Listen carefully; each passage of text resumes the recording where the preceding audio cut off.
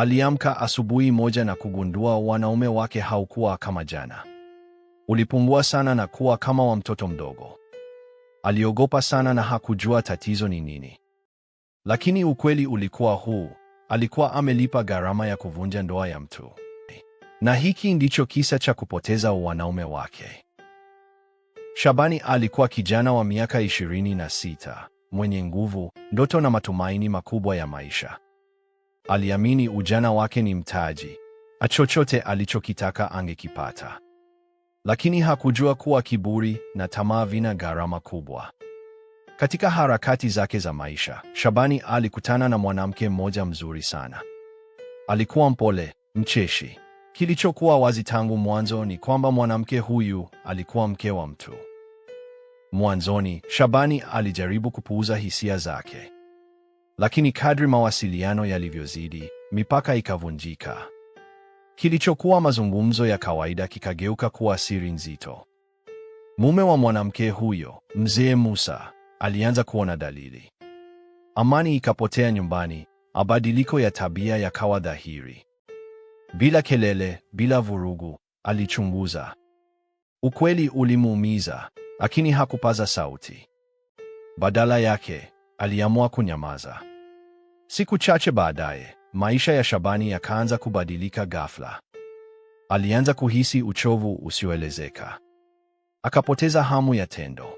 Lakini kilichomuumiza zaidi ni pale alipoanza kugundua kuwa maumbile yake anaanza kupungua kila baada ya siku, hadi yakawa kama za mtoto mdogo.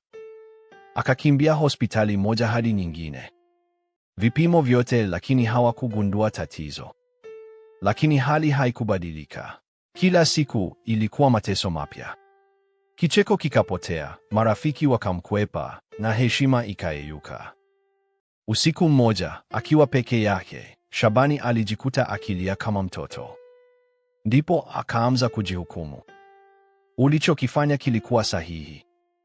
Akaanza kukumbuka ndoa aliyovamia, heshima aliyokanyaga, na maumivu aliyosababisha.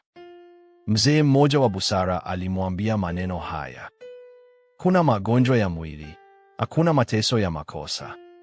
Haya ya pili, dawa yake ni toba. Kwa unyenyekevu ambao hakuwahi kuwa nao, Shabani akaamua kwenda kumwona Mzee Musa. Siku hiyo hakwenda kama kijana jasiri, bali kama mtu aliyeshindwa kabisa. Alipiga magoti, machozi yakimtoka. Kwa sauti ya kutetemeka akasema, nimeharibu ndoa yako na nimejiharibia maisha yangu. Mzee Musa alimwangalia kwa muda mrefu, kisha akasema, wanaume wa kweli si nguvu za mwili, ni kuwajibika. Baada ya mazungumzo marefu, Mzee Musa alimsamehe Shabani. Siku hazikupita nyingi, hali ya Shabani ikaanza kubadilika polepole. Alipata nafuu, sio tu kimwili, bali pia kiroho na kimaadili.